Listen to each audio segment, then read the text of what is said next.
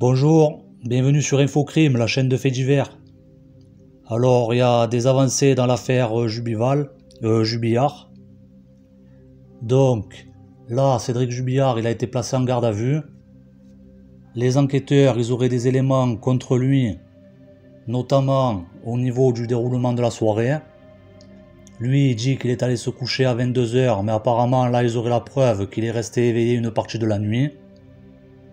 Aussi, ils auraient un élément qui prouverait que Delphine Jubillard, elle s'était mise en tenue de nuit, ce qui discrédite la thèse selon laquelle elle serait sortie promener les chiens. De toute façon, cette histoire de chiens, ça tenait pas parce que, contrairement à ce que disent certains, les écharpés, c'est des chiens de combat chinois. Eux, ils doivent confondre avec des shih tzus. Donc, bon, si quelqu'un avait essayé d'agresser Delphine Jubillard avec deux chiens comme ça autour, les chiens, le gars, il aurait mis en charpie. Alors, l'élément qui prouve que Delphine Jubillard, elle était en tenue de nuit, déjà, c'est sûrement le témoignage du fils.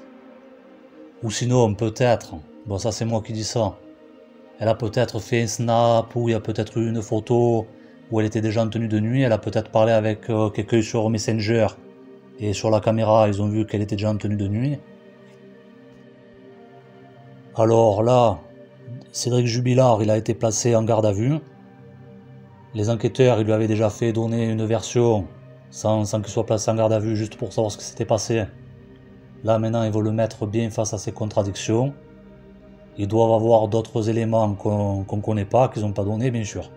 Parce que s'ils ont que le fait que quelqu'un l'a vu en tenue de nuit, ça reste maigre, parce que, bon, elle est en tenue de nuit, les chiens ici, s'ils commencent à aboyer pour sortir, pour aller faire leurs besoins, t'enfiles des vêtements, tu vas les sortir, ça c'est rien. Après, même s'il dit qu'il s'est couché à 22 h, que ça c'est pas vrai, il pourra toujours raconter un bobard. Surtout que Cédric Jubillard, ça n'a pas l'air d'être quelqu'un qui craque comme ça. Donc il y a sûrement d'autres éléments. Ça, on en saura sûrement plus bientôt. Pour le corps, comment il a pu faire disparaître le corps comme ça dans un laps de temps assez réduit, etc. Ça, les enquêteurs, ils se le demandent. On peut peut-être s'attendre à entendre parler de complices. S'il y a des complices, j'ai ma petite idée, mais bon. Le mobile du crime, ça aurait été bien évidemment que Delphine Jubillard allait quitter Cédric Jubillard.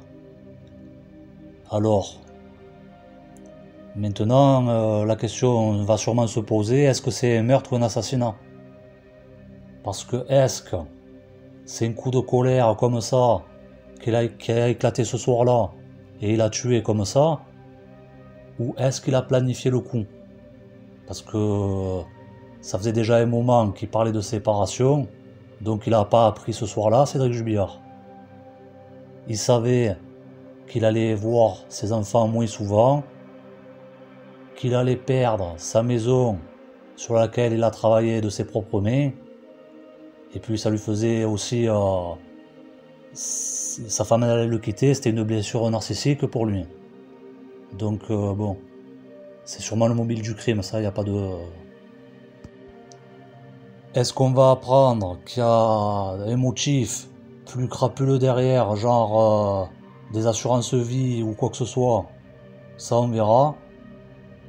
En tout cas, si c'est le mari qui a fait le coup, c'est vraiment un pure evil, parce que non seulement il a privé donc Delphine Osaguel d'un dernier Noël avec ses enfants, mais surtout il a privé les enfants de leur maman pour les fêtes. Voilà, les fêtes de fin d'année où ils auraient dû être ensemble avec leur mère et tout. Ils n'ont pas pu, et à la place de ça, ils avaient tous les médias autour, tout ce remue-ménage, tout ça, les pauvres, les enfants. Donc bon, s'il s'avère que c'est le mari vraiment qui a fait le coup et tout, ce qui maintenant laisse peu de doute, il va falloir qu'il paye. Et voilà, s'il y a de nouvelles avancées dans l'affaire, bien sûr, je vous tiendrai au courant. Et voilà, allez, merci.